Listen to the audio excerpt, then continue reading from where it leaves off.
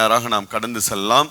நேற்றைய தினத்துல நம்ம கிறிஸ்துமஸ் ஆராதனையில் ஆண்டவராகிய இயேசு கிறிஸ்துடைய பிறப்பை குறித்து நாம் பார்த்தோம். அவர் பிறந்தது நிமித்தம் இந்த உலகத்தில் எப்படியாப்பட்ட ஆசீர்வாதம், தனிப்பட்ட மனுஷன் வாழ்க்கையில எப்படியாப்பட்ட ஆசீர்வாதம் உண்டாயிருக்கு என்று சொல்லி நாம் பார்த்தோம். அவர் ஒவ்வொரு மனுஷங்களோட வாழ்க்கையில் காணப்படுகிற எல்லா அவங்களை வேதனைப்படுத்தக்கூடிய அடையாளங்களை எல்லாம் மாற்றி போட்டு அந்த பிள்ளைகளை ஆசீர்வதித்து அவங்களை ஒரு அடையாளமாக எடுத்து நிறுத்துகிறார் என்று சொல்லி நேற்றைய தினத்தில் நம்ம அந்த வார்த்தையை நம்ம தியானித்தோம். அப்படியாக கர்த்தர் என்ன பண்ணுகிறார், யாரெல்லாம் ஆண்டவர் பிறக்கும்படியாக தங்களுடைய உள்ளத்துல இடம் கொடுக்கிறாங்களோ அவங்களுடைய வாழ்க்கையை தேவன் ஒரு அடையாளமாக மாற்றுகிறார். சாஸ்திரியுடைய வாழ்க்கையை ஒரு அடையாளமாக தேவன் மாற்ற. இன்னைக்கும் கிறிஸ்துமஸ் செய்தினா சாஸ்திரிகள் இல்லாத செய்தியே கிடையாது. சாஸ்திரிகளை விட்டுட்டு இயேசு கிறிஸ்துவோடைய பிறப்பை மட்டும் யாராலையும் சொல்ல முடியாது. அப்படியாப்பட்ட ஒரு அடையாளமாக தேவன் அந்த மனிதர்களை மாற்றினார். அதே போலதான் ஒவ்வொரு மனிதர்களையும் தேவன் என்ன பண்ணிறார், அடையாளமாக மாற்றுகிறவராக இருக்கிறார்.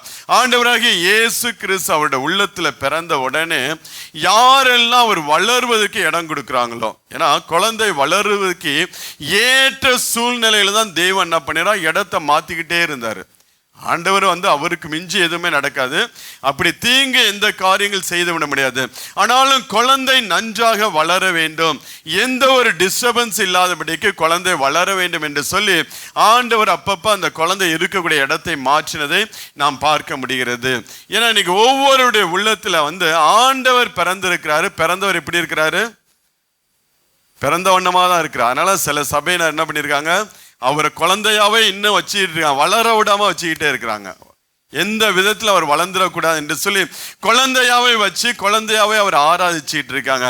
ஆனால் தேவ பிள்ளைகளாகிய நாம இயேசு கிறிஸ்துவின் இரத்தத்தினால கழுவப்பட்ட நாம், பரிசுத்த ஆவியின் அபிஷேகத்தை பெற்ற நாம் ஒவ்வொரு நாளும் அவர் நமக்குள்ள வளரும்படியாக இடம் கொடுக்க வேண்டும். அதுதான் மிக முக்கியமான காரியம். அவருடைய பிறப்பை எந்த அளவுக்கு நாம் கொண்டாடுகிறோமோ அதே போல ஒரு மனுஷனுக்குள்ள ஆண்டவராகிய இயேசு கிறிஸ்து எந்த அளவுக்கு வளர்றதுக்கு முக்கியத்துவம் கொடுக்கிறார்களோ, இடம் கொடுக்கிறார்களோ அந்த அளவுக்கு ஆண்டவர் என்ன பண்ணுகிறார், அவர்களுக்குள்ள வளர்ந்து பெருகி அவர்கள் மூலம் அவர் வெளிப்படுகிறவராக.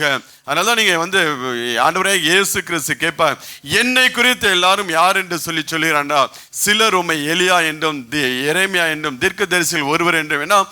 ஒவ்வொரு பரிசுத்தவான்களும் ஒவ்வொரு அப்போஸ்தலர்களும் ஒவ்வொரு தீர்க்கதரிசிகளும் ஆண்டவருடைய அந்த நிறைவான வளர்ச்சி, ஆண்டவராகிய இயேசு கிறிஸ்து தேவ தன்மை அவர்களுக்குள்ள வளரும்படியாக, தேவனுக்குள்ள வளரும்படியாக அவங்க இடம் கொடுத்ததுனால தான் அவங்களை குறித்து உம்மை குறித்து எலியா என்று சொல்லி தீர்க்கதரிசியில் ஒருவர் என்று சொல்லி அவரை குறித்து அங்கே அடையாளப்படுத்துவதை நாம் பார்க்க முடிகிறது.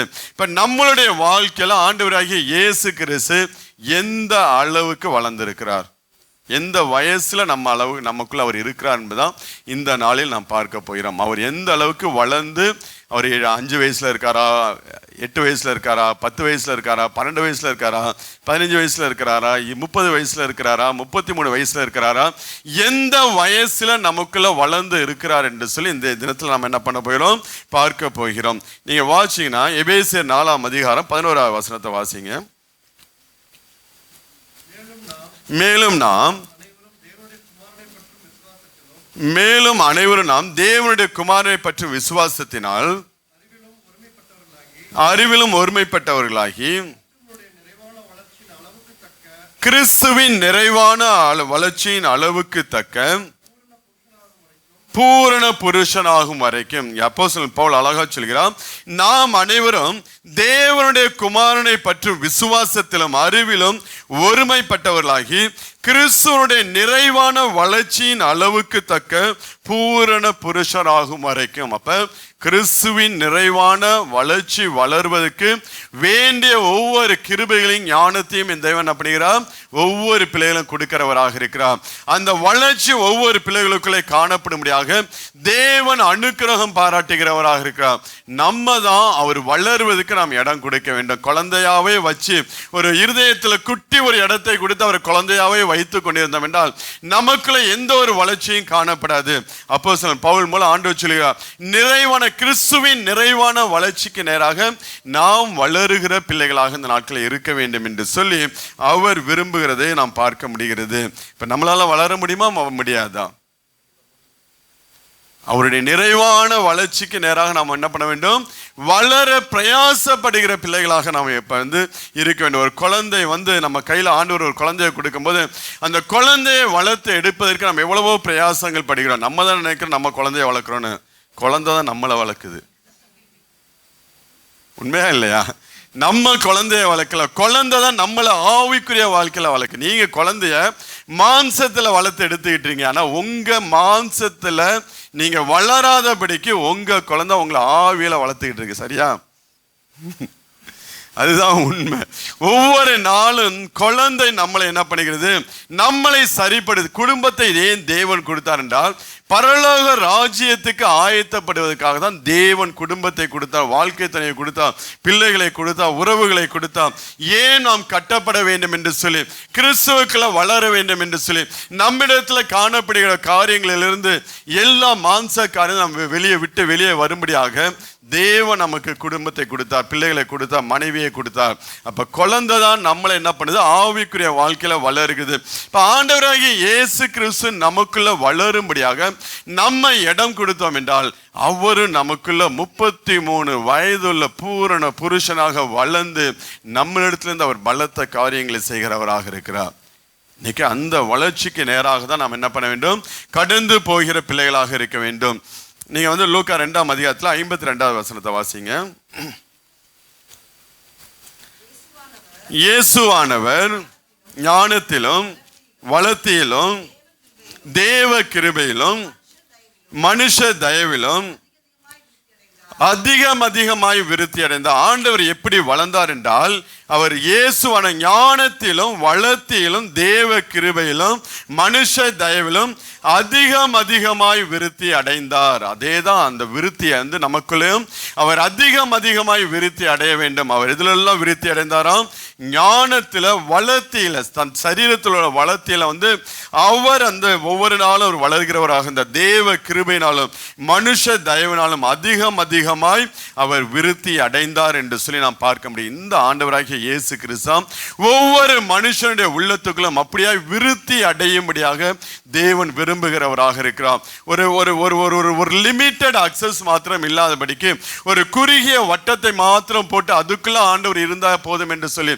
நினைக்காதபடிக்கு நம்முடைய வாழ்க்கையில எல்லா பகுதியிலும் ஆண்டவர் வளருகிறவராக இருக்க வேண்டும். நம்முடைய ஆவிக்குரிய வாழ்க்கையிலும் சரீரத்திலும் நம்ம ஊழியத்திலும் தேவ ஞானத்திலும் தேவ கிருபையிலும் எல்லாவற்றிலும் அவர் எப்படி வளர்ந்தாரோ நமக்குள்ள அவர் ஒவ்வொரு நாளும் வளருகிறவராக இருக்க வேண்டும். அதுதான் இந்த நாளில் நாம் பார்க்க போகிறோம். அப்ப இன்னும் அதிகமாய் நமக்குள்ள நம்ம பிறந்தார் என்று சொல்லி நாம் சந்தோஷப்படுவதை பார்க்கலாம். எந்த அளவு ஆண்டவராகிய இயேசு கிறிஸ்து நமக்குள்ள வளர்ந்திருக்கிறார் என்று பார்த்துதான் அதை குறித்து தான் நாம் சந்தோஷப்படுகிற பிள்ளைகளாக இருக்க வேண்டும். இதோ இந்த கிறிஸ்மஸ் எல்லாம் நான் சொன்ன புதிய விசுவாசிக்கு தான் கிறிஸ்மஸ் ஆராதனை, இன்னைக்கு தான் பழைய விசுவாசிக்கு கிறிஸ்மஸ் ஆராதனை. நேத்து புது விசுவாசிக்கு, இன்னைக்கு பழைய விசுவாசிக்கு. எந்த அளவுக்கு ஆண்டவர் வளர்ந்திருக்கிறார், பிறந்த இயேசு கிறிஸ்து எந்த அளவுக்கு அவர் வளர்ந்திருக்கிறார் என்று சொல்லி நம்மளை நாம் நிதானித்து பார்க்கிற பிள்ளைகளாக இருக்க வேண்டும். ஆண்டவராகிய இயேசு கிறிஸ்து நீங்க பார்த்தீங்கன்னா அவர் 12வது வயது வரும்போது நீங்க வாசிங்க லூக்கா 2ஆம் அதிகாரத்தில் 43வது வசனத்தில், அவர் 12 வயதான போது அவர்கள் அந்த பண்டிகையின் முறைமையின்படி எருசலேமுக்கு போய் பண்டிகை நாட்கள் முடிந்து திரும்பி வருகிற போது பிள்ளையாகிய இயேசு எருசலேமில் இருந்து விட்டார். இது அவருடைய தாய்க்கும் யோசேப்புக்கும் தெரியாதிருந்தது. அவர் பிரயாணக்காரரின் கூட்டத்தில் இருப்பார் என்று அவர்கள் நினைத்து ஒரு நாள் பிரயாணம் உறவின் முறையார் இடத்திலும் அறிமுகமானவர் இடத்திலும் அவரை தேடினார்கள். காணாதனாலே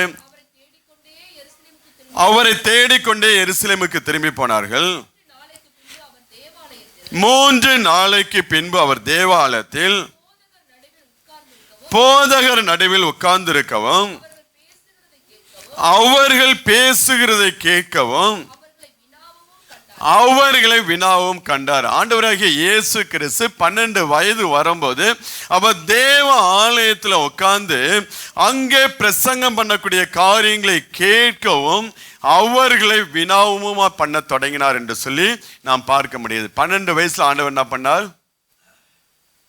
அவங்க பிரசங்கத்தை கேட்கவும் அவங்க கேட்டு அதிலிருந்து அவருக்கு உண்டான கேள்விகளை அவர்களுக்கு முன்பதாக வைக்கும்படியாக ஆண்டவர் கிருபை பாராட்டினார். அப்போ ஒரு மனுஷனுக்குள்ள ஆண்டவராகிய இயேசு கிறிஸ்து 12 வயசு வரை வந்திருக்கிறாரு, வளர்ந்திருக்கிறாருங்கிறது நாம் எதிலே அறிந்து கொள்ள முடியும் என்றால் அந்த மனுஷனுடைய வேத தியானத்துல நாம் அறிந்து கொள்ள முடியும். அப்ப நம்மள்ட்ட ரெகுலர் பைபிள் ரீடிங் இல்லை, நம் வேதத்தை தியானம் பண்ணவில்லை என்றால் இன்னும் நமக்குள்ள ஒரு 12 வயசை கடந்து வரவில்லை என்று சொல்லி அர்த்தம். இன்னும் அவரு குழந்தையாதான் இருந்துகிட்டு இருக்காரு. அன்னைக்கு இந்த தங்க காலண்டரை பார்த்து நீங்க வாழ்க்கையை ஓட்டுனீங்கன்னா அவர் குழந்தையாதான் இருந்துகிட்டு இருக்கு, இன்னும் வளரவே இல்லை. ஏதோ எடுத்து சங்கீதத்தையும் நீதிமொழிகளை மாத்திரம் படிக்கிற பிள்ளைங்களா இருந்தா ஒரு 2 வயசு வரையும் வந்திருப்பாரு, அதுக்கு மேல அவர் வந்திருக்க மாட்டார். அனுதினம் வேதத்தை நாம் தியானம் பண்ணுகிற பிள்ளைகளாக ரெகுலர் பைபிள் ரீடிங் நம்ம இடத்துல இருக்க வேண்டும். ஒவ்வொரு நாளும் தேவ சமூகத்தில் உட்கார்ந்து நீங்க பாருங்களேன். இன்னொன்று நான் சொல்லக்கூடிய காரியம் வேண்டாம், பண்டிகை முடிஞ்ச எல்லாம் போயிட்டாங்க. நேற்று பண்டிகை முடிஞ்ச எல்லாம் என்ன பண்ணிட்டு வீட்டுக்கு போயிடுச்சு. இன்னைக்கு காலையில் ஆராதனைக்கு வரல. இதெல்லாம் 12 வயசு கீழே தான் இருந்துகிட்டு இருக்கு.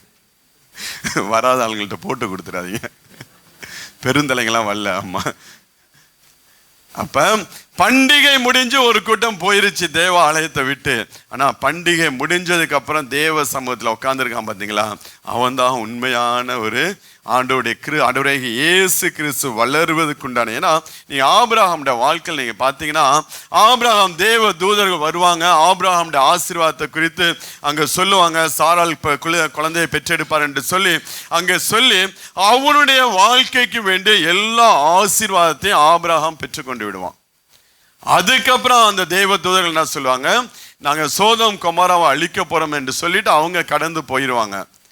அவங்க போனதுக்கு அப்புறம் பின்னும் ஆபிரகாம் தேவ சமூகத்தில் நிற்பாங்க. அதுதான் அந்த வளர்ச்சி, கிறிஸ்துவின் வளர்ச்சி. அவனுக்குள்ள நீங்க வாசிங்க, ஆதியாகமம் 18ஆம் அதிகாரத்தை எடுத்துக்கொள்ளுங்க, 22வது வசனத்தை வாசிங்க.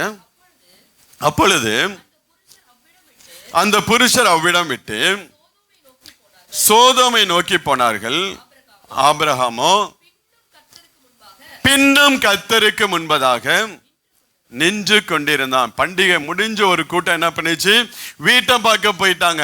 ஆனாலும் வளர வேண்டும், ஆண்டவரை அறிந்து கொள்ளுங்கிற தாகம் உள்ள பிள்ளைகள் என்ன பண்ணிடுற, பின்னும் தேவ சமூகத்துல காத்திருப்பார்கள். ஆபிரகாம் அப்படிதான் காத்திருந்தான். அவனுக்கு உண்டான எல்லா ஆசீர்வாதம் அவனுக்கு வந்துருச்சு, போதும் என்று சொல்லி அவன் திருப்தி அடைந்து போகவில்லை. ஆனால் அவன் அழிந்து போகிற ஜனங்களுக்காக, அழிந்து போகிற சோதோம் கொமோரா பட்டணத்துக்காக, அழிந்து போகிற தன்னுடைய சகோதரனுக்காக பின்னும் தேவ சமூகத்துல நின்று அவன் பரிந்து பேசுகிறவனாக காணப்பட்டான். அப்ப யாரெல்லாம் ஒரு மனுஷன் தேவ சமூகத்துல உட்கார்ந்து செபிக்கவும் வேதத்தை வாசிக்கிற மனுஷனாய் காணப்படுகிறானோ அந்த மனுஷனுக்குள்ள ஆண்டவராகிய இயேசு கிறிஸ்துடைய வயது 12. உங்களுக்கு எத்தனை வயசுல இருக்காரு? உள்ள 12 வயசு வரையும் வந்துட்டாரா? ஏன்னா அதுக்கப்புறம் டீனேஜை தொட போறாரு, அதுக்கப்புறம் அவருடைய கிரியல் வித்தியாசமா இருக்கும். இப்ப 12 வயசுல தேவ சமூகத்தில் அமர்ந்திருக்கும்படியாக, ஜெபிக்கும்படியாக, வேத வசனங்களை தியானம்படியாக, அந்த வேத வசனங்களால கேள்விகளை கேட்கும். ஏன்னா கேள்வியினால என்ன வரும்? விசுவாசம் வரும். கேள்வியினால விசுவாசம் பிறக்கும். அதனாலதான் அங்கே ஆண்டவர் உட்கார்ந்து அவருக்கு உண்டான கேள்வி, அவருடைய தேவ ஞானத்திலும் இந்த பூமியில் அவர் கற்றுக்கொண்ட காரியத்துல எல்லாம் அவர்களை கேள்வி கேட்க.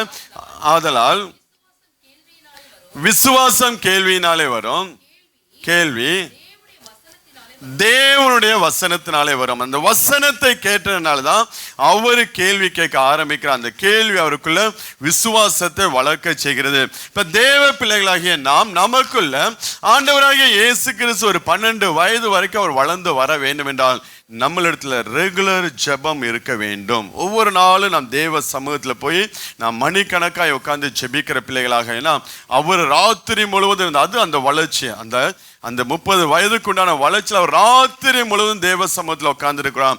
ஆரம்ப நாட்களில் அவர் தேவ சமூகத்தில் உட்கார்ந்து ஜெபிப்பதை நாம் பார்க்க முடிகிறது.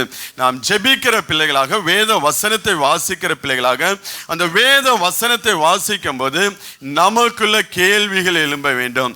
நமக்குள்ள கேள்விகள் எழும்பும் போது அந்த கேள்விகளை தேவ சமூகத்தில், ஆண்டவரே இது எனக்கு புரியவில்லை, ஆண்டவரே இந்த வசனம் எனக்கு புரியவில்லை, இந்த சத்தியம் எனக்கு புரியவில்லை, இந்த ஓமை எனக்கு புரியவில்லை என்று சொல்லி நாம் தேவ சமூகத்தில் கேள்வி கேட்பது என்றால் நமக்கு புரியாத காரியத்தை ஆண்டவரிடத்தில் கேட்டு நாம் தெரிந்து கொள்ளும் போது, ஆண்டவர் அதுக்குண்டான பதில் கொடுக்கும் போது ஆட்டோமேட்டிக்கா நம்முடைய விசுவாசம் வளர ஆரம்பிக்குங்க. அந்த விசுவாசம் ஒவ்வொரு நாள் என்ன பண்ணும், வளர்த்தி அடைகிறதாக காணப்படும். அதனால தான் உட்கார்ந்து வேத வசனத்தை நாம் தியானம் பண்ணுகிற பிள்ளைகளாக ஆண்டவராகிய இயேசு கிறிஸ்து பாருங்க, அவர் கேள்வி கேட்டார் என்று சொல்லி நாம் பார்க்க முடியும். முதலாவது என்ன பண்ணாரு, அவங்க சொல்றதை கேட்கிறாரு.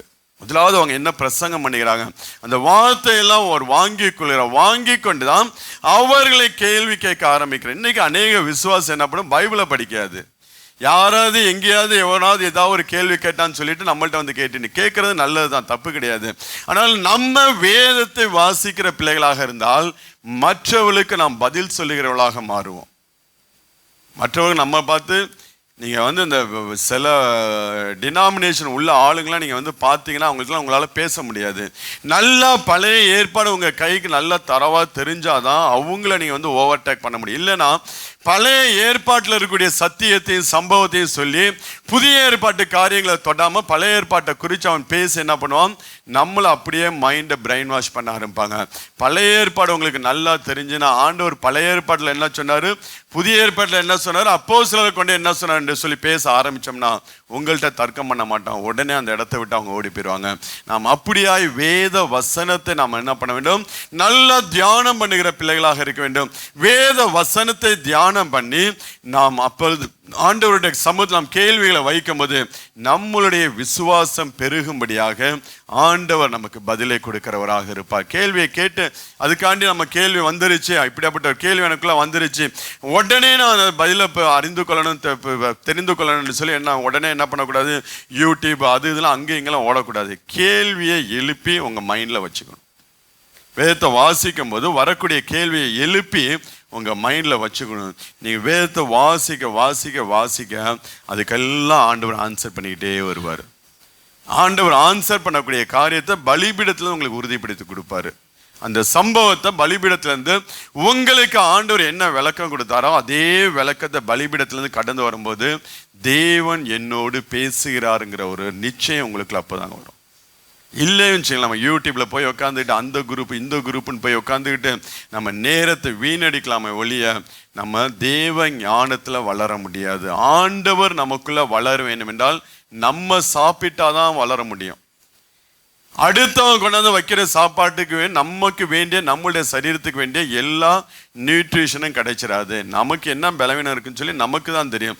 அதற்கு ஏற்ற சாப்பாடை நாம் சாப்பிடுவது போல நம்ம உட்காந்து வேதத்தை வாசிக்கும் போதுதான் நம்முடைய ஆத்மாவுக்கு என்ன பலன் வேணும், நம்முடைய ஆத்மாவுக்கு என்ன வேண்டும், நம்முடைய ஆவி ஆத்மா சரீரத்துக்கு என்னென்ன காரியம் வேணும் என்று சொல்லி அது உள்ளே போய்கிட்டே இருக்கும். மற்றவருடைய பிரசங்கம் ஏதோ உங்களுக்கு வந்து அதெல்லாம் ஒரு ஊறுகா மாரி தான், அது மெயின் டிஷ்ஷாக மாறிடக்கூடாது. மற்றவர்களுடைய பிரசங்கத்தை கேட்டு வளர்ந்து விட முடியாது. அதெல்லாம் நம்மளை உற்சாகப்படுத்துவதற்கு தான், அதெல்லாம் நம்மளை வந்து இன்னும் முந்தி தள்ளுவதற்கு நம்மளை, மற்றபடி அதுவே நம்மளுடைய ஆகாரமாய் போய்விடக்கூடாது. ஒரு நாளைக்கு யாருடைய மெசேஜ் 1 மணி நேரம் நான் கேட்டுட்டு அநேக வசனங்கள் எனக்குள்ளே கடந்து சென்றுச்சுன்னு நீங்கள் திருப்தி பட்டீங்கன்னா உங்களுக்குள்ள கிறிஸ்துவின் வளர்ச்சியை நீங்கள் இப்போ காணவே முடியாது. நீங்கள் கையில் வேதத்தை எடுத்து, அது இந்த பிரிண்டட் பைபிள் எடுக்கணும், மொபைல்லாம் எடுக்கக்கூடாது. மொபைலில் வச்சு பைபிள் படிக்கவே கூடாது. சர்ச்சுக்கு வரும்போது மொபைலில் பைபிள் பார்க்கவே கூடாது. ஏதாவது எமர்ஜென்சி எங்கேயும் இல்லாத நேரத்தில் நம்ம ஒரு ஜெபம் பண்ணோம், டக்குன்னு ஒரு வசனம் வேணால் நீங்கள் அப்படி யூஸ் பண்ணலாம். ரெகுலர் பைபிள் ரீடிங்க்கு இந்த ஐபேட் இந்த எலக்ட்ரானிக் இன்ஸ்ட்ருமெண்ட் எதையுமே பைபிள் ரீடிங்க்கு பயன்படுத்தாதீங்க. கையில் பைபிளை எடுங்க, பிரிண்டட் பைபிள். அதுவும் இந்த பைபிளை கையில் ஏந்திக்கிட்டு நீங்கள் செபிக்கும் போது, நீங்கள் வேதத்தை வாசிக்கும் போது அந்த வசனம் உள்ளே போயிட்டே இருக்குங்க. அதனால் மேக்சிமம் வேதத்தை வந்து நீங்கள் வாசிக்கிற பிள்ளைகளாக, தியானம் பண்ணுகிற பிள்ளைகளாக இருந்தீங்கன்னா நீங்கள் குறைஞ்சது 1 மணி நேரமாவது ஜெபம் பண்ணி பைபிள் படித்து நீங்கள் தியானம் பண்ணி ஆண்டவருடைய சமூகத்தை உங்களுடைய கேள்விகளை எழுப்புகிற பிள்ளைகளாக இருந்தீங்கன்னா உங்களுக்குள்ள 12 வயது வரைக்கும் அவர் வளர்ந்திருப்பார். எத்தனை வயசு? 12 வயசு. யாருக்குள்ளெல்லாம் ஆண்டவர் இப்ப 12 வயசுல இருக்கிறாரு? அதுக்கு கீழே இருக்காரா இல்ல அதுக்கு மேல போயிட்டாரா? கீழே தான் இருக்காரா இல்ல டீனேஜுக்கு போயிட்டாரா? சரி, இன்னிலிருந்து உங்களுக்குள்ள ஒரு மாற்றம் உண்டாக வேண்டும். இந்த மாற்றம் உண்டானாதான் ஆண்டவர் என்ன பண்ணுவா, உங்களுக்குள்ள ஒவ்வொரு நாளும் வளர்கிறவராக. இன்னும் நீங்க ஆண்டவர் வந்து அந்த 12 வயசுக்குள்ள ஒரு அடையாளத்தை இன்னும் நீங்க என்ன பார்க்கலாம்னா, லூக்கா 2ஆம் அதிகாரத்துல 51வது வசனத்தை வாசிங்க. பின்பு அவர் அவர்களுடனே கூட போய் நாசரேத் ஊரில் சேர்ந்து அவர்களுக்கு கீழ்ப்படிந்திருந்தார். யாருக்கு கீழ்ப்படிந்திருந்தாரா? தன்னுடைய பெற்றோர்களுக்கு ஆண்டவர் கீழ்ப்படிந்திருந்தார். அப்ப கீழ்ப்படியக்கூடிய இருதயம் இருந்துச்சுன்னா அந்த மனிதனுடைய வயசு எத்தனை? ஆண்டவராகிய இயேசு கிறிஸ்துடைய வயசு 12. ஆண்டவருக்கும் தேவ வார்த்தைக்கும் பெற்றோருக்கும் நாம் கீழ்ப்படியாத பிள்ளைகளாக இருந்தோம் என்றால் இன்னும் 12 வயது வரை நம்ம வளரவில்லை என்று சொல்லி, முதலாவது என்ன பண்ண வேண்டும்? வேத வார்த்தைகள் நாம் படிக்க வேண்டும். இந்த வேத வார்த்தைகளை படிச்சாதான் என்ன சத்தியம், என்ன உபதேசம், ஆண்டவர் என்ன சொல்ல வருகிறார் என்பதை அறிந்து அதுக்கு நாம் கீழ்ப்படுகிற பிள்ளைகளாக மாற முடியும். அதனால கீழ்ப்படிதல் வந்து கிறிஸ்துவ வாழ்க்கையில கீழ்ப்படிதல் மிக மிக மிக முக்கியமானது. கீழ்ப்படிதல் தான் உங்க ஆசீர்வாதத்துக்கான முதல் படியாக இருக்கும். அந்த கீழ்ப்படிதல் இல்லைன்னு வச்சுங்களேன், ஆண்டவருடைய ஆசீர்வாதம் உங்களோட வாழ்க்கையை விட்டு கடந்து போயிருங்க. கீழ்ப்படிதல் ரொம்ப முக்கியம். எதை கற்றுக் கொடுக்கிறோமோ இல்லையோ, ஒரு ஊழியக்காரன் தன் சபைக்கு, தன் ஜனங்களுக்கு, தேவனுக்கு எப்படி கீழ்ப்படிய வேண்டும், தன்னுடைய பெற்றோர்களுக்கு எப்படி கீழ்ப்படிய வேண்டும், தனக்கு கொடுக்கப்பட்ட அதிகாரத்துக்கு எப்படி கீழ்ப்படிய வேண்டும், கணவன் எப்படி கீழ்ப்படிய வேண்டும், மனைவி எப்படி கீழ்ப்படிய வேண்டும் என்று சொல்லி இந்த கீழ்ப்படிதலை அதிகமாய் கற்றுக் கொடுக்கக்கூடிய ஒரு சபையாக இருக்க வேண்டும். அந்த சபை தான் அப்பதான் அந்த ஜனங்கள் வளருகிறவர்களாக இருப்பார்கள். ஏதோ ஆசீர்வார் என்று சொல்லி வரக்கூடிய ஜனங்கள் அப்படியே நம்ம வந்து சுகர் கோட்டையும் கொடுத்தோம்னா அவங்க ஒரு நாளும் ஆசீர்வாதத்தை பெற்றுக்கொள்ள முடியாது. அவங்களுக்கு உபதேசத்தை கொடுக்கிற பிள்ளைகளாக சத்தியத்தை ஸ்ட்ராங்கா நம்ம கொடுக்கும் போதுதான் அவங்க கிறிஸ்துவுக்கு கீழ்ப்படுகிறவர்களாக இருப்பார்கள். கீழ்ப்படிய தான் அவங்க வாழ்க்கை உயர்த்தப்படுவதை நாம் பார்க்க முடியும். ஆண்டவரே பாருங்களேன், 12 வயசு. அங்க வந்து வேத பாரர்களே கேள்வி கேட்க ஆரம்பிச்சவர். சாதாரண ஞானம் இல்ல, தேவ ஞானத்துல நிரப்பப்பட்டு வேத வார்த்தை ஞானத்தை பெற்றுக்கொண்டு போதகர்களையும் பரிசேயர்களையும் சரிசேயர்களையும் வேத பாரர்களையும் கேள்வி கேட்க ஆரம்பிச்சவர். அவ்வளவு தேவ ஞானத்துல இருக்கிறவரு இங்கே சொல்லுகிற வசனம், தன்னுடைய பெற்றோருக்கு கீழ்ப்படிந்திருந்தார். அவ்வளவு வளர்ச்சி இருந்தால் கூட அவர் ஆண்டவருக்கு, அவர் வார்த்தைக்கு, பெற்றோர்களுக்கு கொடுக்கப்பட்ட அதிகாரத்துக்கு, ஏன்னா இவங்களுக்கு மேல அவர் வந்து அதிகாரம் பெற்றோர்களுக்கு இருக்கு. ஏன்னா இன்னும் ஒரு வளரல, அந்த நிறைவான ஒரு வளர்ச்சிக்கு அவர் வரவில்லை.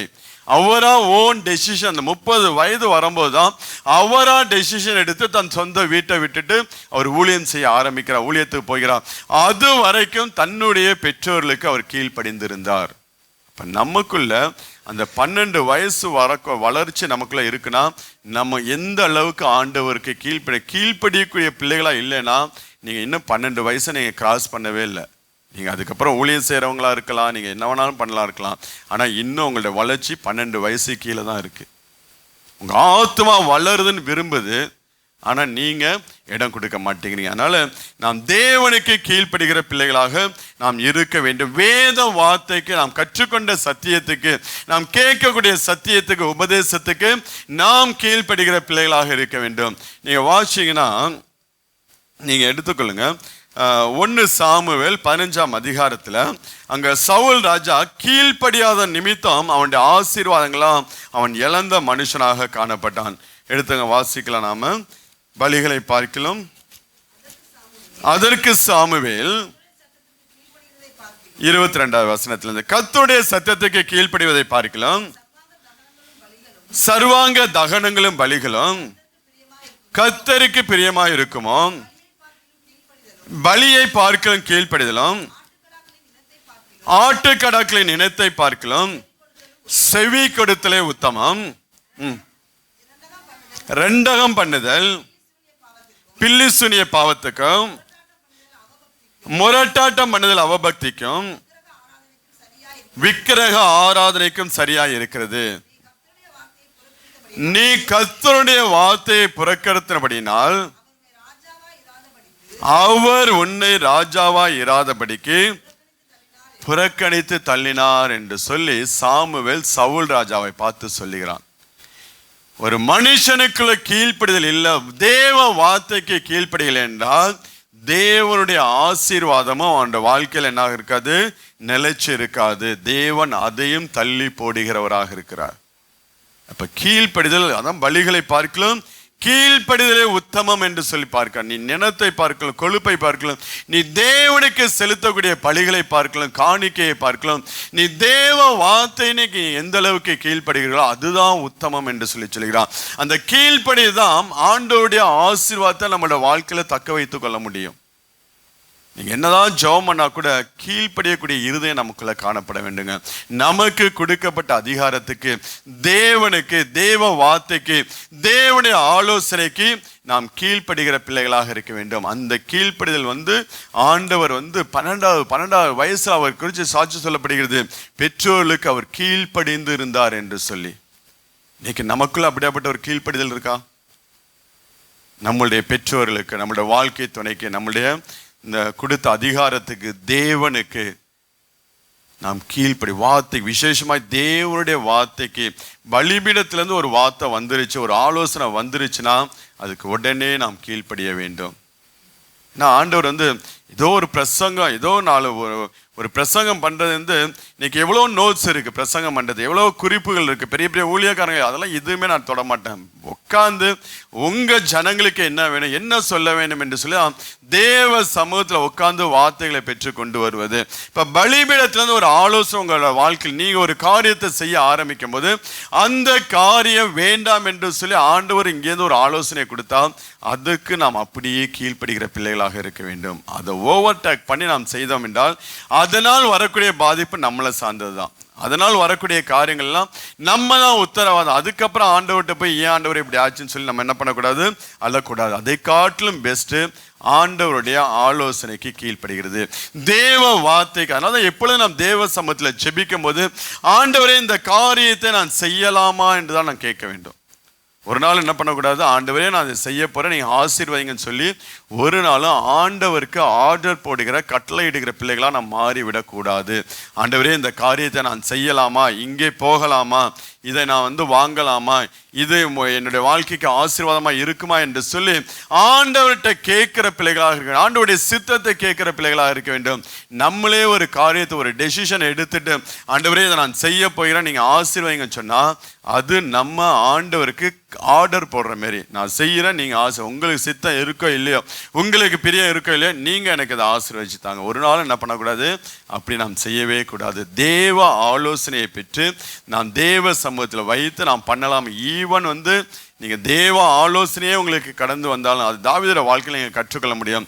தாவீது தன் இருதயத்துல தேவனுடைய ஆலயத்தை கற்ற வேண்டும் என்று சொல்லி அவனுக்குள்ள விருப்பம் உண்டாகும்.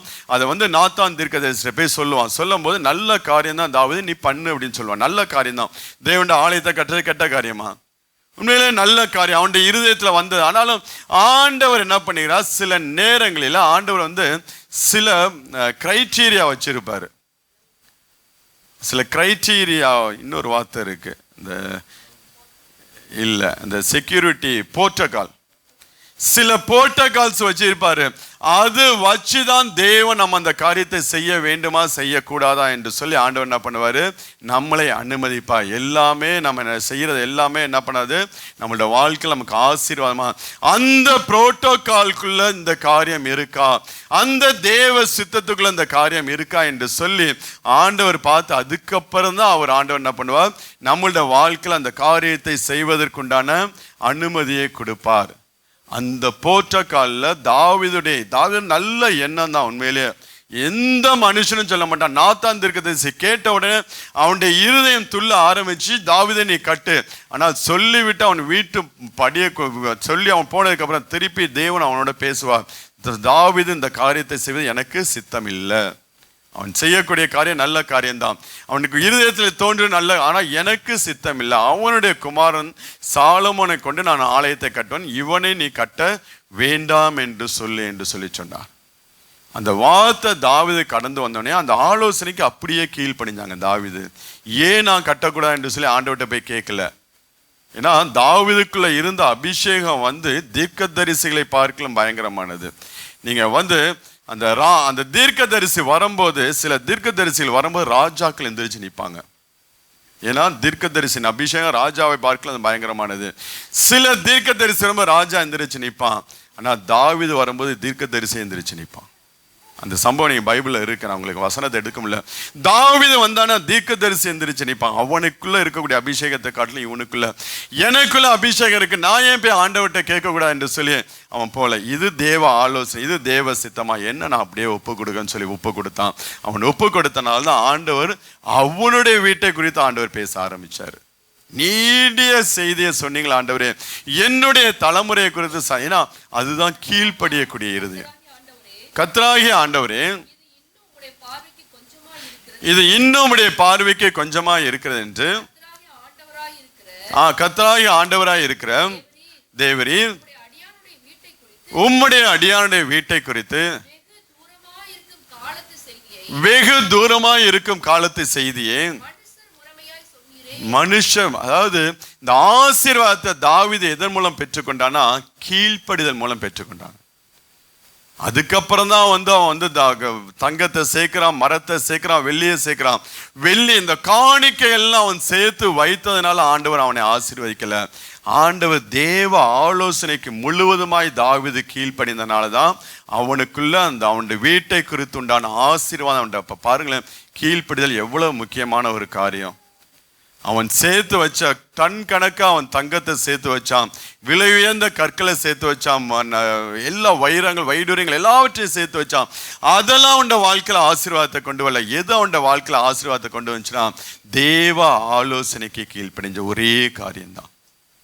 இன்னைக்கு அந்த கீழ்ப்படிதெல்லாம் தேவன் நம்மளிடத்தில் எதிர்பார்க்கிறார். தேவ ஆலோசனைக்கு, தேவ வார்த்தைக்கு நாம் முழுவதும் கீழ்ப்படுகிற பிள்ளைகளாக நாம் இருக்க வேண்டும். அப்படி இருக்கும்போது நம்மளோட வாழ்க்கையில நம்ம கேட்காத காரியம், நம்ம ஜெபிக்காத காரியம் எல்லாம் தேவன் நம்மளோட வாழ்க்கையில கொடுப்பாருங்க. நம்ம கேட்டு கேட்டு வாங்குறதை காட்டிலும் கீழ்ப்படிந்து ஆண்டவர்கிட்ட தான் ஆசீர்வாதத்தை பெற்றுருக்கோம். கீழ்ப்படிய அவருடைய என்ன சொல்றது, தயால குணத்தின்படி தேவன் நம்மளை ஆசீர்வதிப்பார். நம்ம கேட்கும்போது நம்ம கேட்பதை காட்டிலும் அவர் அதிகமாக செய்வார். நான் ஏற்கனவே சொன்னேன், நம்ம கேட்கக்கூடிய ஜெபத்திற்கும் ஆண்டோடைய ஆசீர்வாதத்துக்கு ஒரு டிஃபரன்ஸ் எப்பொழுதுமே இருக்கும். நம்ம கேட்டபடி இல்லை, அதை காட்டிலும் ஒரு நல்ல வல்லமையான காரியங்களை தான் தேவன் நம்மளோட வாழ்க்கையில செய்வார். நம்ம ஒவ்வொரு காரியத்தை கேட்டு வாங்குறதை காட்டிலும் அவருடைய தயால குணத்தின்படி தேவன் நம்மளை ஆசீர்வதிக்க வேண்டும் என்றால் நாம் அவருக்கு கீழ்ப்படுகிற பிள்ளைகளாக இருக்க வேண்டும். அப்ப ஜெபம், வேத தியானத்துல வரக்கூடிய கேள்வி, கீழ்ப்படிதல், இதெல்லாம் எதை குறிக்கிறது? ஆண்டவராகிய இயேசு கிறிஸ்து 12 வயது வரைக்கும் நம்மள வளர்ந்திருக்கிறார் என்று சொல்லி வளர்ச்சி இருக்கு. இந்த மெசேஜ்லாம் முடிஞ்சு கடைசியா உங்க கையில ஒரு பேப்பரை கொடுத்து எழுத சொல்லும், எந்த வயசுல ஆண்டவர் உங்கள்கிட்ட இருக்கிறார் என்று, வித் எவிடன்ஸ். எவ்வளவு நேரம் ஜெபம் பண்ணீங்க, எவ்வளவு நேரம் பைபிள் படிக்கிறீங்க என்று சொல்லி எவிடன்ஸோட எழுதணும். ஒவ்வொரு நாள் நாம் வளர்கிற பிள்ளைகளாக இருக்க, எப்படி ஆண்டவர் மனுஷ தயவிலும் தேவ தயவிலும் வளர்ந்தாரோ அதே போல நாம் வளர்கிற பிள்ளைகளாக இருக்க வேண்டும். அடுத்து நீங்க வாசிச்சீங்கன்னா 12 வயசுல நமக்கு அதுக்கப்புறம் வேதத்துல கொடுக்கப்பட்டது 30வது வயது தான் நமக்கு வந்து கொண்டு வந்து நிறுத்துறாங்க. இடப்பட்ட நாட்கள்லாம் இந்த 3 காரியத்துல அவர் என்ன பண்ணுகிறார், ஒவ்வொரு நாளும் பலப்படுகிறார். ஜெபத்துல, வேத வார்த்தையில, தேவ வல்லமையில, கீழ்ப்படிதல்ல. ஏன்னா ஒரு நாள் அவர் 30 வயது வரைக்கும் அவர் பெற்றோர்களுக்கு கீழ்ப்படிந்தவராகவே இருந்தார். ஒரு நாள் 2 நாள் இல்லை, இந்த எல்லாம் இந்த வயது 12 வயசுல 30 வயது வரைக்கும் நமக்கு வந்து அடுத்தது தேவன் அங்க கொண்டு வந்து நிற்கிறான்னா, இந்த 4 காரியத்திலாம் ஆண்டவர் என்ன பண்ண ஒவ்வொரு நாளும் வளர்ந்துகிட்டே இருக்கிறார். நாமும் அப்படியா ஒவ்வொரு நாளும் வளர வேண்டும். 3வது அதிகாரம், மத்தேயு 3ஆம் அதிகாரத்துல 13ல இருந்து 15 வரை உள்ள வசனத்தை வாசிங்க. அதற்கு அவன், மத்தேயு 3ஆம் அதிகாரம், அப்பொழுது யோவானால் ஞானஸ்நானம் பெறுவதற்கு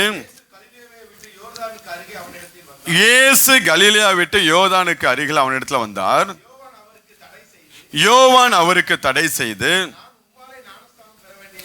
நான் உம்மாலே ஞானஸ்நானம் பெற வேண்டியதா இருக்க நீர் என்னிடத்துல வரலாமா என்றான். இயேசு அவனுக்கு பிரதியுத்தரமாக, இப்பொழுது இடங்கொடு, இப்படி எல்லா நீதியையும் நிறைவேற்றுவது நமக்கு ஏற்றதா இருக்கிறது என்றார். அப்பொழுது அவருக்கு இடம் கொடுத்தான்.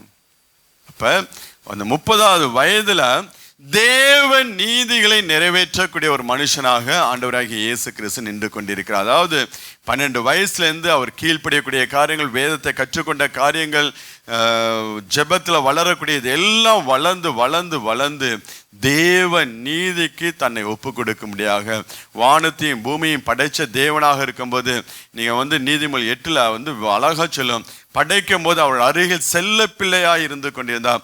அப்படியாப்பட்ட தேவன் இந்த பூமியில வாழ்ந்த நாட்கள்ல 100க்கு 100 தேவனாகவும் 100க்கு 100 மனிதனாகவும் ஆண்டவராக இயேசு கிறிஸ்து வந்தார். அவருக்குள்ள தெய்வத்துவம் காணப்பட்டுச்சு. 100க்கு 100 தேவனாக இருந்தார். ஆனாலும் அவர் சொல்ல, இப்படி எல்லா நீதியை நிறைவேற்றுவது நமக்கு ஏற்றதா இருக்கிறது. இப்போ தேவ நீதியை நிறைவேற்றக்கூடிய பிள்ளைகள் இந்த 12 வயசுல இருந்து வளர்ந்து வளர்ந்து வளர்ந்து அதுக்கப்புறம் முழுவதுமா கம்ப்ளீட்டா தேவ நீதி, தேவனுடைய ஆலோசனை மட்டும்தான் அவங்க வாழ்க்கையில இருக்கும். தங்களுடைய சுயத்தின்படி ஓடாதபடிக்கு, தங்களுக்கு பிரியமான காரியங்களை செய்யாதபடிக்கு முழுவதுமாய் வேதத்தை சார்ந்து வாழ ஆரம்பிப்பாங்க. வேதத்துக்காக வாழ ஆரம்பிப்பாங்க, தேவனுக்காக வாழ ஆரம்பிப்பாங்க. முழுவதுமாய் தேவனுடைய நீதியை, எது ஆண்டவருக்கு பிரியமோ அது மாத்திரம் அவங்க செய்யற பிள்ளைகளாக இருப்பாங்க. அவங்களுக்கு பிடிச்சிருக்கு பிடிக்கல அதெல்லாம் அவங்களுக்கு ஒரு பொருட்டு கிடையாது. எது தேவனுக்கு பிரியமாக இருக்கும், எது ஜனங்களுக்கு ஆசீர்வாதமாக இருக்கும், எந்த காரியத்தை செய்தால் ஜனங்கள் ஆசீர்வதிக்கப்படுவார்கள் என்று சொல்லி பார்த்து செய்கிறது தான் அந்த 30வது வயது வரக்கூடிய வளர்ச்சி. எனக்கு வேணும், நான் நல்லா இருக்கணும், என்னுடைய காரியங்கள் என்று சொல்லி போக ஆரம்பிச்சோம்னா இன்னும் நம்ம வளரவில்லை என்று சொல்லி அர்த்தம். இன்னும் அந்த கிறிஸ்துவின் சிந்தனைக்குள்ள நம்ம இன்னும் செட் ஆகல. கிறிஸ்துவின் பூரண வளர்ச்சி என்று, கிறிஸ்து இயேசுவில் இருந்த சிந்தையை உங்களிலே இருக்க கடவுள் என்று சொல்லி வேதம் சொல்லி, அந்த சிந்தனை வராதனால்தான் நம்மளுடைய காரியங்களை ஃபோக்கஸ் பண்ணி நம்ம பேசிக்கிட்டு இருப்போம். எனக்கு அப்படி இருந்தால் நல்லா இருக்கும், இப்படி இருந்தால் நல்லா இருக்கும். இதெல்லாம் நம்மை திருப்திப்படுது. எது தேவை, எது தேவனுக்கு பிரியம், எதை செய்தால் ஜனங்கள் ஆசீர்வதிக்கப்படுவார்கள், எதன் மூலம் ஆண்டவருடைய நாமத்தை மகிமைப்படுத்த முடியும் என்று சொல்லி தேவ நீதியை நிறைவேற்றக்கூடிய பிள்ளைகள் நாம் இருக்க வேண்டும். அதுதான் மெச்சூரிட்டி மைண்ட், அந்த ஸ்பிரிச்சுவல் மெச்சூரிட்டி. அதுதான் ஆண்டவருடைய வளர்ச்சி. 30 வயதுங்கும் போது அந்த பூரண புருஷனுடைய வளர்ச்சி, ஒரு இண்டிவிஜுவலா டெசிஷன் எடுக்கக்கூடிய ஒரு கேப்பபிலிட்டி அந்த மனுஷனுக்குள்ள காணப்படும். அதெல்லாம் எங்கேருந்து கிடைக்குது? சோர்சஸ் எங்க? 12 வயசுல அவர் கற்றுக்கொண்ட வேத காரியங்கள், வேத ஞானம், கீழ்ப்படிதல், இது எல்லாம் ஜெப வாழ்க்கை, இதெல்லாம் தான் தேவ நீதியை நிறைவேற்றும்படியான ஒரு பலனை அவருக்குள்ள கொண்டு கொடுக்கிறது. இப்போ 30வது வயதுல அவருடைய இடத்துல காணப்பட்ட அநேக காரியங்கள் உண்டு. அவர் எல்லா நீதியும் நிறைவேற்றும்படியாக தேவன் கிருபை பாராட்டினா. மத்தேயு 3:16 வாசிங்க. இயேசு ஞானஸ்தானம் பெற்று ஜலத்திலிருந்து கரையேறின உடனே இதோ வானம் அவருக்கு திறக்கப்பட்டு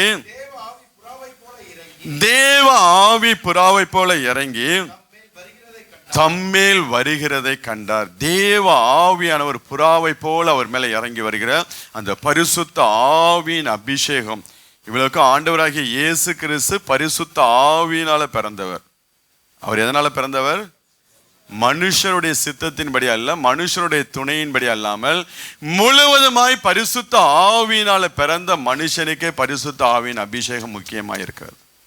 முழுவதும் பரிசுத்த ஆவியினால் பிறந்த ஆண்டவராகிய இயேசு கிறிஸ்துவுக்கு அந்த அபிஷேகம், அந்த அனாயிட்டிங், அவரை பிரித்து எடுக்கக்கூடிய ஒரு அனாயிட்டிங், குடும்பத்திலிருந்து தேவ சித்தத்தை நிறைவேற்றும்படியாக பிரித்து எடுக்கக்கூடிய ஒரு அனாயிட்டிங் அவருக்கே முக்கியமாய் காணப்பட்டுச்சு.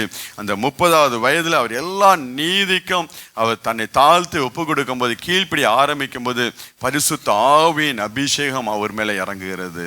ஆவியான ஒரு புறாவை போல அவர் மேலே இறங்குவதை நாம் பார்க்க முடிகிறது. ஒவ்வொரு பிள்ளைகளும் இந்த பரிசுத்த ஆவியின் அபிஷேகத்தை கேட்டு பெற்றுக்கொள்ள வேண்டும். தமக்கு கீழ்ப்படுகிறவர்களுக்கு தந்தலின பரிசுத்த ஆவியானவர் என்று சொல்லி வேதம் சொல்லுகிறது. 12வது வயசுல நீங்க கீழ்ப்படி ஆரம்பிக்கலைன்னா இந்த அபிஷேகத்தை நாம் பெற்றுக்கொள்ள முடியாது. அதுதான் அந்த வளர்ச்சி. அதான் சொல்றேனே, அந்த வளர்ச்சி உங்க ஆத்மா, ஆவி, ஆத்மா சரீரத்துக்கு வேண்டிய எல்லா ஆகாரத்தையும் கொடுத்து கொடுத்து கொடுத்து தான் அது உங்களை வளர செய்யும். ஒரே நாள்ல போய் நம்ம அங்க நிக்க முடியாது. இப்ப இந்த காரியத்துல சரியா இருக்கும்போது 30வது வயதுல அவர் நீதிக்கு கீழ்ப்படுகிறார், ஒப்பு கொடுக்கிறார்.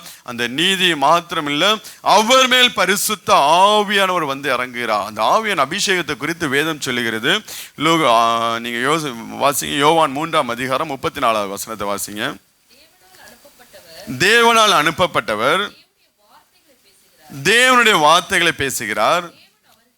தேவன் அவருக்கு தமது ஆவியை அளவில்லாமல் கொடுத்திருந்தார். தேவன் அவருக்கு தமது ஆவியை, உண்மையில இந்த வார்த்தையை வச்சு ஒரு நாள் ஜெபம் பண்ண, ஆண்டவரே உங்க குமாரனுக்கு மாத்திரம் இந்த அபிஷேகத்தை அளவில்லாமல் கொடுப்பீங்களா, எங்களுக்கு கொடுக்க மாட்டீங்களா என்பது. ஆண்டவர் எல்லாருக்கும் அந்த ஆவியின் அபிஷேகத்தை கொடுக்க, அதுக்குண்டான ஒரு வசனமும் நான் வந்து ஆண்டவர் வசனத்தை கொடுத்து உறுதிப்படுத்துறான். அவரை வாஞ்சையோடும் தாகத்தோடும் தேடுகிற பிள்ளைகளுக்கு தமது பரிசுத்த ஆவியை அளவில்லாமல் அவர் ஊற்றி கொண்டே இருப்பார். நிரப்பப்படுகிற அனுபவம் ஒவ்வொரு நாளும் ஒவ்வொரு நிமிஷமும் இருந்து கொண்டே இருக்கும். ஏதோ ஒரு நிமிஷம் மாத்திரம் கிடையாது. நாம் வந்து நம்ம வேலை பார்க்குற இடத்துல நம்மளுடைய இருதயம் தேவனை நோக்கி பார்க்க ஆரம்பிச்சுன்னா அப்பவே அவருடைய அபிஷேகம் நம்ம மேலே இறங்க ஆரம்பிக்கும்.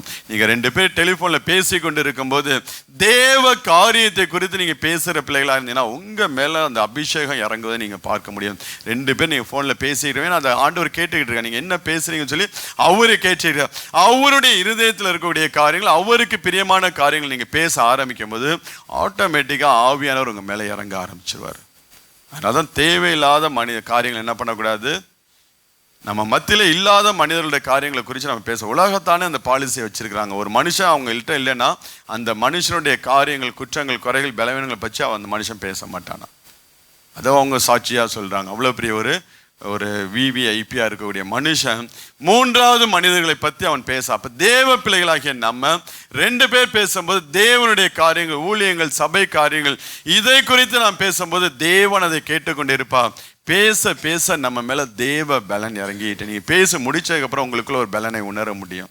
எங்கள் வாழ்க்கையில் நான் எவ்வளவோ சம்பவத்தை அப்படி சொல்ல முடியும். எங்களோட ஊழிய நாட்கள், நாங்கள் ஆரம்ப நாட்கள் நாங்கள் வாழ்ந்த சகோதரர்கள் அதிகமாக ஃபோனில் பேசுவோம், மணிக்கணக்காக பேசுவோம். ஆனால் எதுவுமே சொந்த காரியம் கிடையாது. எல்லாம் தேவ காரியங்களை குறித்து பேசும்போது, டிஸ்கஸ் பண்ணும்போது ஆண்டோடைய அபிஷேகத்தை பெற்றுக்கொண்டது உண்டு. அப்போ தம்முடைய ஆவினால் என்ன பண்ணுறார், அவர் அளவில்லாமல் நிரப்புகிறவராக இருக்கிறார்.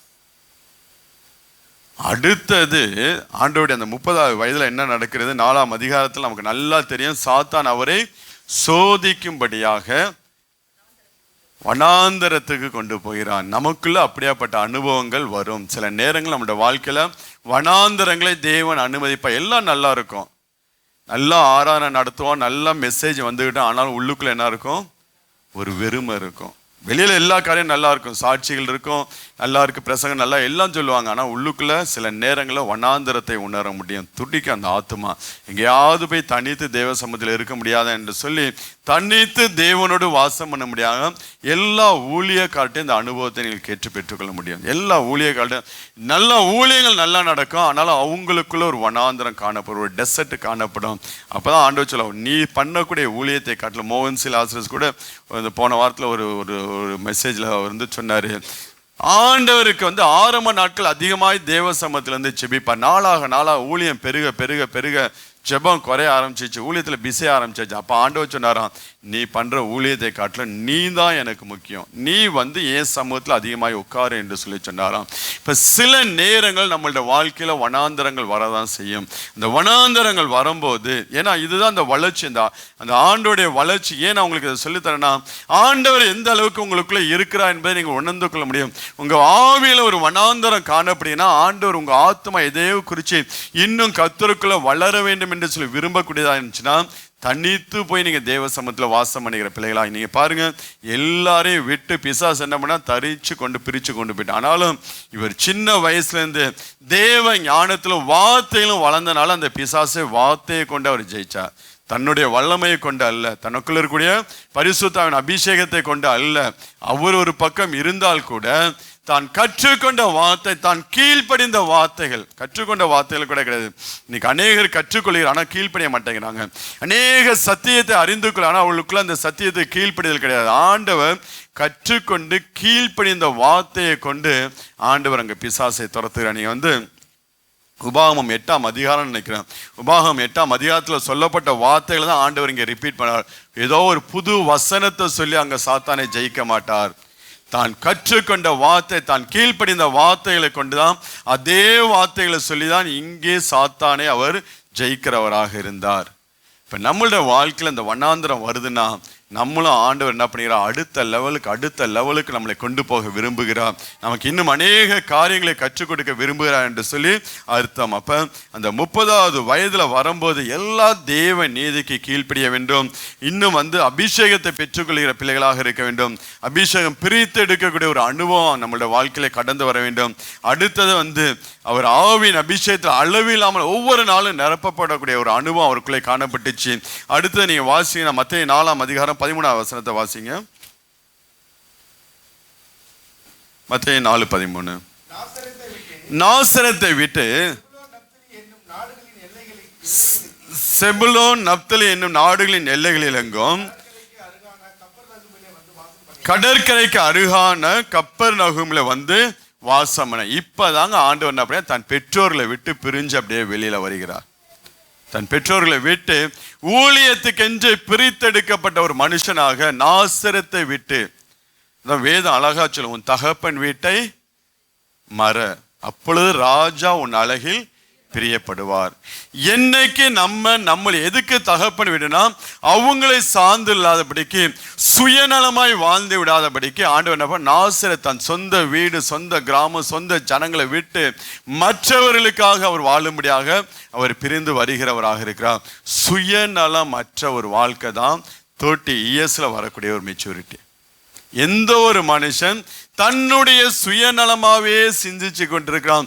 தான் எதை செய்தாலும் தன்னுடைய லாபம், தன்னுடைய குடும்பத்துடைய லாபத்துக்காக ஒரு மனுஷன் செய்து கொண்டே இருக்கிறானா, அவனுக்குள்ள கிறிஸ்துவின் வளர்ச்சி இன்னும் இல்லை என்று சொல்லி அர்த்தம். என்னைக்கு அதை விட்டுட்டு நான் கர்த்தருக்காக வாழ வேண்டும், தேவன் எனக்கு கொடுத்த ஆசீர்வாதத்தில் நான் சிலவற்றையாகிலும் கர்த்தருக்கென்று நான் செலவு செய்ய வேண்டும் என்று சொல்லி எந்த ஒரு மனுஷன் அந்த மெச்சூரிட்டி மைண்டுக்கு வரானோ, அந்த மனுஷனுக்குள்ள அவர் 30 வயதுக்குண்டான வளர்ச்சி அந்த மனுஷனுக்குள்ள காணப்படும். தன்னை முழுவதுமாக ஒடுக்கக்கூடியது. நீங்கள் மிஷினரியோட லைஃப்ல நீங்கள் எவ்வளோ மிஷினரியை கேட்டிருக்கீங்க, எவ்வளோ மிஷினரி சில பேர் என்ன பண்ணுவாங்க, அங்கேருந்து வரமாட்டாங்க. ஆனால் தங்களுடைய வாழ்க்கையை சுருக்கி கொண்டு ஒருவேளை சாப்பாடை கட் பண்ணிட்டு இந்திய தேசத்துக்கு ஊழியத்துக்கு பணம் அனுப்பிச்ச எவ்வளவோ விசுவாசிகள் வெஸ்டர்ன் கண்ட்ரீஸில் இருந்தாங்க. எவ்வளோ பேர் இருந்தாங்க. ஒருவேளை டீ குடிக்கிறத கட் பண்ணுவாங்க, அந்த காசை எடுத்து வைப்பாங்க, அதை அப்படியே ஊழியத்துக்கு இந்தியாவுக்கு அனுப்புவாங்க, ஸ்ரீலங்கா அனுப்புவாங்க, நேபாளுக்கு அனுப்புவாங்க, பாகிஸ்தானுக்கு. ஏன்னா மிஷினரிகளை அனுப்பும் போது ஒரு பொருத்தனை செஞ்சுக்குவாங்க, உங்களுக்கு மாதம் நான் அவங்களை என்ன பண்ணுறேன், சப்போர்ட் பண்ணுறேன் என்று சொல்லி ஒரு சபையாக அந்த ஒரு மிஷினரி புறப்படும் போது அந்த சபை அவங்களை தாங்கும்படியாக இங்கே அநேக ஸ்கூல்கள் கட்டப்பட்டுச்சு. இன்றைக்கி நம்ம அதை அனுபவிச்சுட்டு இருக்கோம். இதெல்லாம் ஒரு காலத்தில் பட்டினியாக இருந்து தங்களை ஒடுக்கி ஊழியத்துக்கு என்று கொடுத்த காரியங்கள். அதனால ஆசீர்வதிக்கப்பட்ட இன்னைக்கு அதன் மூலம் ஆசீர்வாதத்தை பெற்றுக்கொண்ட நாம இன்னைக்கு நம்ம மாத்திரம் நாம் சிந்தித்து கொண்டு இருக்கிறோம். மற்றவங்களை குறித்து நம்ம என்ன பண்ண கிடையாது, சிந்திப்பது கிடையாது. ஆனால் எவ்வளவோ பரிசுத்தவான்கள் தங்களை ஒடுக்கி தங்களோட வாழ்க்கையில எந்த ஒரு நல்ல காரியங்களை செய்யாம, நல்ல ஒரு ஃபெசிலிட்டிஸ் இல்லாம தாங்கள் சுருகி இருக்கும்படியாக ஒரு கிரிக்கெட் வீரரை குறித்து ஒரு சாட்சி, அவர் பேர் ஸ்டெட். அவரு நல்ல ஓல்டு ஃபேமஸ் கிரிக்கெட் வீரர். அவர்கிட்ட இல்லாத பணம் கிடையாது, நல்ல ராஜ பரம்பரை. ஆனால் எல்லாவற்றையும் விட்டுட்டு காட்டில் ஜனங்களுக்காண்டி அவர் ஜனங்களோட வாழ்ந்தாருங்க. இப்போ உள்ள ஒரு ஃபுட்பால் பிளேயர், ஏதோ ஒரு ஆப்பிரிக்கா கண்ட்ரி, அந்த மனுஷன் உடஞ்ச வாட்ச் தான் கட்டியிருக்கான். நல்ல ஸ்டாரு, மில்லியன்ஸ் கணக்கில் சம்பாதிக்கக்கூடிய மனுஷன் உடஞ்ச செல்போனு தான் வச்சிருக்கிறாரு. ஒரு ஆப்பிரிக்கன்ஸு, உலக தேவனை அறியாத ஒரு மனுஷன் தான் அந்த ஃபுட்பாலில் வரக்கூடிய எல்லா லாபத்தையும் ஸ்கூலு கட்டுறதுக்கு, ஜனங்களுக்கு ஹாஸ்பிட்டல் கட்டுறதுக்கு செலவு. இன்னைக்கு இப்போ உயிரோட வாழ்ந்து கொண்டிருக்கக்கூடிய ஒரு ஃபுட்பால் பிளேயர்.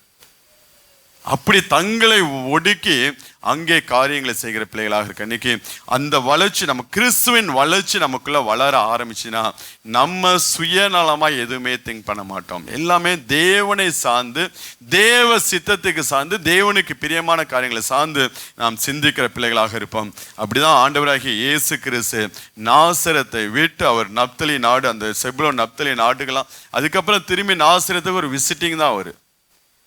என்னைக்கு நாசரத்தை விட்டார், அதுக்கப்புறம் நாசரத்துக்கு விசிட்டிங் பாஸ்டராக தான் போயிட்டு இருக்கார். ஒரு நாள் அவர் போய் குடும்பத்தோடு இருந்ததுமே நீங்கள் பார்க்க முடியாது. போவார், வந்துக்கிட்டே இருப்பார். கெஸ்ட்டு தான். நாங்களாம் 30 வருஷமாக அப்படி தான் இருக்கிறோம், வீட்டுக்கு கெஸ்ட்டாக தான் இருந்துக்கிட்டு இருக்கோம். ஆனால் 20-25 வருஷம் ஆச்சு ஊரில் கிறிஸ்மஸ் கொண்டாடி. அந்த காரியமும் மைண்ட்லேருந்து போச்சு. இப்போ தேவன் அப்படிதான் ஆண்டவரே இயேசு கிறிஸ்து அவர் தன்னுடைய நலத்தை விட்டுட்டு ஜனங்களுக்காக வாழ ஆரம்பிச்சா. அப்படிதான் அவர் என்ன பண்ணிடுறார், நாசரத்தை விட்டு. ஏன்னா அதனால தான் அவர் ஆண்டவர் சொல்லுவார் மத்தேயு 10ஆம் அதிகாரத்தில் 30-39 வசனம் வாசிங்க. தகப்பனையாவது தாயையாவது என்னிலும் அதிகமாய் நேசிக்கிறவன் எனக்கு பாத்திரன் அல்ல, மகனையாவது மகளையாவது என்னிலும் அதிகமாய் நேசிக்கிறவன் எனக்கு பாத்திரன் அல்ல, தன் சிலுவையை எடுத்துக்கொண்டு என்னை பின்பற்றாதவன் எனக்கு பாத்திரன் அல்ல. தன் ஜீவனை காக்கிறவன் அதை இழந்து போவான், என் நிமித்தமாக ஜீவனை இழந்து போகிறவன் அதை காப்பான் என்று சொல்லுகிறார். இன்னைக்கு ஆண்டவர் நம்ம இடத்துல அதாவது அதுக்காண்டி நம்ம குடும்பத்தை விட்டு பிள்ளைகளை ரோட்ல விட்டுட்டு வரணும்னு ஆண்டவர் சொல்லல. ஆண்டவரை காட்டில் நம்முடைய பிள்ளைகளுக்கு அதிக முக்கியத்துவம் கொடுத்து விடக்கூடாது. ஆண்டவருடைய காரியத்தை காட்டில் நம்முடைய பிள்ளைகளுடைய காரியத்துக்கு நாம் அதிக முக்கியத்துவம் கொடுத்து விடக்கூடாது. நம்ம ஒருபடி ஆண்டவருடைய காரியத்தை மேலே வைக்கணும். இல்லைன்னா நம்ம ஈக்குவலாக பேலன்ஸ் பண்ணி கொண்டு போகிற பிள்ளை. 1 மணி நேரம் நம்ம குடும்பத்தோட செலவு பண்ணோம்னா அடுத்த 1 மணி நேரம் நாம் தேவ காரியத்தில் செலவு பண்ணுகிற பிள்ளைகளாக இருக்க வேண்டும். தேவனுடைய ஊழியத்தில் செலவு பண்ணுகிற பிள்ளைகளாக இருக்க வேண்டும். அதுதான் ஒரு பேலன்ஸ்டு லைஃபாக இருக்கும். ஆனால் அதை காட்டிலும் நமக்கு பிள்ளைகளையும் பெற்றோர்களையும் வாழ்க்கையும் குடும்பத்தையும் நம்ம முக்கியத்துவப்படுத்தி அதுகளோடு நாம் நேரத்தை செலவு பண்ணுகிற பிள்ளைகளாக இருந்தோம் என்றால், தேவனுடைய காரியத்தை மறந்து வாழ்கிற பிள்ளைகளாக இருந்தோம் என்றால், அந்த 30 வயதுக்குண்டான வளர்ச்சி நம்மள்கிட்ட இல்லவே இல்லைங்க. அதனால அடிக்கடி நான் சொல்றது, அட்லீஸ்ட் நீங்கள் இருக்கிற தெருவில்னா இறங்கி ஒரு ப்ரேயர் வாக்கு ஒரு 1/2 மணி நேரம் 1 மணி நேரம் சுற்றி அந்த ஜனங்களுக்காண்டி ஜெபம் பண்ணுங்க. நானும் தேவனுடைய ஊழியம், ஆண்டவரே உடைய ஊழியத்தை செய்கிறேன், எனக்கு ஜனங்களை பார்த்து பேச முடியாது, ஆனால் இவங்களுக்காண்டி நான் ஜெபிக்கிறேன் என்று சொல்லி 1 மணி நேரம் இறங்கி நீங்கள் சுற்றி ஜெபம் பண்ண ஆரம்பிச்சிங்கன்னா உங்களுக்குள்ள அந்த வளர்ச்சியை நீங்கள் பார்க்க முடியும். இல்லைன்னா கிடைக்கக்கூடிய நேரம், கிடைக்கக்கூடிய காலத்தையும் கிடைக்கக்கூடிய பணத்தையும் நமக்கு மாத்திரம்தான் நம்ம செலவு பண்ணுவோம், வேற யாருக்கும் நம்ம செலவு பண்ண மாட்டோம். அதனால அந்த வளர்ச்சிக்கு நேராக நாம் வர வேண்டும் என்றால் நம்மளுடைய சுயத்தை விட்டு நாம் வெளியே வருகிற பிள்ளைகளாக, அவருடைய சீஷர்களாக நாம் மாற வேண்டும். அதை தான் தேவன் விரும்புகிறவராக இருக்கிறார். அடுத்ததாக நீங்கள் கடைசியாக நான் உங்களுக்கு சொல்லி முடிக்கக்கூடிய காரியம் யோவான் 2ஆம் அதிகாரத்தில் 17ஆம் வசனத்தை வாசிங்க. யோவான் 2:17. அப்பொழுது உம்முடைய வீட்டை குறித்து உண்டான பக்தி வைராக்கியம் என்னை பட்சித்தது என்று எழுதியிருக்கிறதை அவர்கள் சீஷர்கள் நினைவுக்கு வந்தார். அதாவது ஆண்டவராகிய இயேசு கிறிஸ்து தேவ ஆலயத்துக்குள்ள போறாரு. அங்க புறா விற்கிறவங்க, காசு எக்ஸ்சேஞ்ச் நடத்துறவங்க, இப்படி அநேகர் இருந்து அதை ஒரு வியாபார சந்தையாய் மாற்றி விட்டார்கள். தேவனுடைய ஆலயத்தை ஒரு வியாபார சந்தையாய் மாற்றி விட்டார்கள். வியாபார சந்தையாய் ஆண்டவர் அங்கே போய் என்ன பண்ண, எல்லாரையும் அடிச்சு துரத்தி விட்டுட்டு என்னுடைய தேவ ஆலயம் என்ன பண்ணுகிறது, இந்த ஆலயம் வாசிங்க, புறாக்களாகிய கண்டு கயிற்றினால் ஒரு சவுக்கை உண்டு பண்ணி தேவாலயத்துக்கு புறம்பே துரத்தி விட்டு காசுக்காரருடைய காசுகளை கொட்டி பலகைகளை கவிழ்த்து போட்டு புறா விற்கிறவர்களை நோக்கி இவைகளை இவ்விடத்தில் எடுத்துக்கொண்டு போங்கள், பிதாவின் வீட்டை வியாபார வீடாக்காதீர்கள் என்று சொல்லி அந்த வீட்டை குறித்து உண்டான பக்தி வைராக்கியம் அவரிடத்துல வெளிப்பட்டுச்சுங்க. அதுதான் அந்த வயதுக்கேற்ற ஒரு வளர்ச்சி. என் பிதாவின் வீடு சகல ஜனங்களுக்கும் அது ஜெப வீடு என்னப்படும் என்று சொல்லி ஏசாயால சொன்ன காரியத்தை ஆண்டவர் அங்க சொல்லி என்ன பண்ணுவார், தன்னுடைய ஆலயத்துக்காக, தன்னுடைய தேவனுடைய காரியத்தை தேவனுடைய ஆலயத்துக்காக அவர் வைராக்கியம் பாராட்டுகிறவராக இருந்தார். இன்னைக்கு நமக்குள்ள அந்த வைராக்கியம் இருக்கா? போன வாரம் கூட சிஸ்டர் வைராக்கியத்தை குறித்து அந்த மெசேஜ் கொடுத்தாங்க. இன்னைக்கு நாம் தேவனுடைய நாமத்தை குறித்து, ஆண்டோடைய நாமத்தை குறித்து, ஆண்டோடைய ஆலயத்தை குறித்து, ஆண்டோடைய ஊழியத்தை குறித்து நமக்குள்ள ஒரு வைராக்கியம் காணப்படுகிறதா? அந்த வைராக்கியம் இருந்தாதான் அந்த வளர்ச்சிக்கு நேராக நாம் வந்திருக்கோம் என்று சொல்லி அர்த்தம். இல்லைன்னா இன்னும் ஆண்டவர் நமக்குள்ள என்ன பண்ணியிருக்கா, அவர் குழந்தையாவோ இல்லை ஒரு 12 வயசுக்கு அந்த ரேஞ்சில் தான் அவர் இருந்து கொண்டு இருப்பார். நம்ம ரட்சிக்கப்பட்டு 30-40 வருஷம் ஆகிருக்கும். நம்ம ரட்சிக்கப்பட்டு யுகமாய் ஆயிருக்கும். ஆனாலும் ஆண்டவர் வளராதபடிக்கு அப்படியே அவர் இருந்து கொண்டிருப்பார். ஆண்டவரை குறித்து உண்டான பக்தி வைராக்கியம் நமக்குள்ள சில ரதங்களை குறித்து சில குதிரைகளை குறித்து மேன்மை, நாங்களோ எங்கள் தேவனுடைய நாமத்தை குறித்து நாங்கள் மேன்மை பாராட்டுவோம் என்று சொல்லி நம்மள்கிட்ட எது இருக்கோ இல்லைங்க, நமக்குள்ள வானத்தையும் பூமியையும் படைச்ச சகலவற்றையும் உடைய தேவனை உடைய பிள்ளைகள் தான். இதுதான் அப்போஸ்தலனுடைய ஸ்டேட்மெண்ட். அப்போஸ்தலன் பவுலுடைய ஸ்டேட்மெண்ட் நீங்கள் 1 தீமோத்தேயு 3ஆம் அதிகாரம் நினைக்கிறேன், அதில் போய் நீங்கள் வாசி நான் சொல்லுவான், நாங்கள் ஒன்றும் இல்லாதவர்களாய் எண்ணப்பட்டாலும் சகலத்தையும் உடைய தேவனை உடையவர்களாக எங்களை விளங்க பண்ணுகிறோம். இதுதான் ஆண்டவருடைய பக்தி வைராக்கியம். அது இருக்கோ இல்லையோ எங்களுக்குள்ள தேவன் இருக்கிறார், அது எங்களுக்கு போதும். அவருடைய நாமத்தை நாங்கள் பற்றி கொண்டிருக்கிறோம், அது எங்களுக்கு போதும் என்று சொல்லி அந்த பக்தி வைராக்கியம் நமக்குள்ளே காணப்பட வேண்டும். இன்னும் அநேக காரியங்கள் இருக்கு. இன்னும் அந்த 33 வயது இப்போ ஒரு மனுஷனுக்குள்ள வரும்னா, ஆண்டவர் போய் கல்வாரி சிலுவையில் ஜனங்களுக்காக தன்னை ஒப்பு கொடுக்கிறார். முழு உலகத்துடைய பாவத்தை எல்லாம் சுமந்து தீர்த்து ஜனங்களுக்காக 33 வயசுல போய் அந்த கல்வாரி சிலுவையில் ஒப்பு கொடுக்குறான். இன்னைக்கு அநேக மிஷினரிமார்கள், அவங்களுக்கு நல்லா தெரியும் நம்ம போனால் திரும்பி வர மாட்டோம் என்று சொல்லி, அங்கே போய் அவங்க ஆலயத்தை கட்டி நல்லா வருமானம் வரும், நல்லா சுகபோகமாக இருப்போம் என்று சொல்லி எந்த ஒரு மிஷினரியும் ஊழியத்துக்கு போவே இல்லைங்க. அவங்க ஊழியத்துக்கு போகும்போதே நாங்கள் அப்போஸ்தலன் பவுல் எந்நேரமும் நாங்கள் கொல்லப்படுவதற்கு ஏதுவாக இருந்தாலும் கிறிஸ்துவின் அன்பை விட்டு எங்களை பிரிக்க முடியாது. அதுதான் 33 வயதுக்கு உண்டான வளர்ச்சி. ஆண்டவருக்காக மரிக்கவும் தன்னை ஒப்பு கொடுக்கக்கூடிய ஒரு ஆத்மா. எது நடந்தாலும் தேவ சித்தம் என் வாழ்க்கை, நான் மரிச்சு தான் தேவ சித்தம் நிறைவேற வேண்டால் நான் மரிப்பதற்கு என்னை ஒப்பு கொடுக்கிறேன். அதுதான் அந்த வளர்ச்சி, அந்த பூரண புருஷன். அதுதான் ஒவ்வொரு அதுதான் பவுலுடைய வளர்ச்சி. அவன் சொல்லுவான் பார்த்தீங்களா, நான் இப்போ போவான் அதுக்கு முந்தின வரமா சொன்னேன் பார்த்தீங்க, மரணத்தை குறித்து அவனுக்கு ஒரு நாளும் பயமே இல்லை. தீர்க்க தரிசனம் வந்துச்சு, அதை பற்றி அவன் கவலைப்படல, எதை பற்றி. ஏன்னா அவன் அந்த நிறைவான வளர்ச்சிக்குள்ளே வந்தனால 33 வயசு அவன் ரீச் ஆகிட்டான்.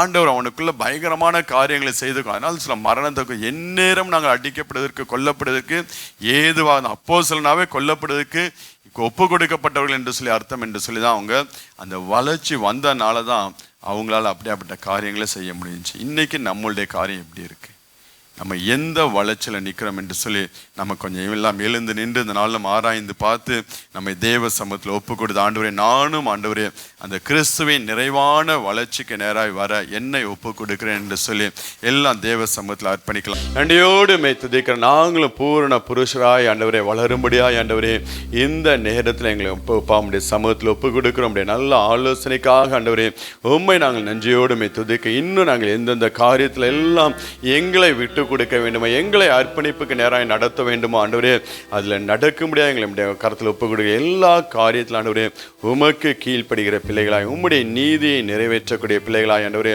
உமக்காக வாழ்கிற பிள்ளைகளாய் எங்களுடைய கருத்தில் ஒப்பு கொடுக்குறப்பா. வந்த யாவரையும் நம்முடைய சமூகத்தில் வைத்து செபிக்கிறேன். கர்த்தர் அப்படியாய் ஆசீர்வதித்து வழி நடத்த முடியாது செபிக்கிறப்பா. எல்லாவற்றையும் நல்ல கர்த்தர் இயேசு கிறிஸ்து மூலம் கேட்டு செபிக்கிறோம் எங்கள் ஜீவனில் நல்ல பிதாவே, ஆமென். என் ஆத்மாவே கர்த்தரை ஸ்தோத்திரி, என் முழுவதுமே அவருடைய பரிசுத்த நாமத்தை ஸ்தோத்திரி. என் ஆத்மாவே கர்த்தரை ஸ்தோத்திரி, அவர் செய்த சகல உபகாரங்களை ஒருபோதும் மறவாதே, ஆமென். கர்த்தராகிய இயேசு கிறிஸ்து கிருபையும் பிதாவாகிய தேவனுடைய அன்பு பரிசுத்த ஆவியாண்ட அந்யோன்ய ஐக்கியம் இன்றும் என்றும் நம் அனைவரோடு கூட இருப்பதாக, ஆமென்.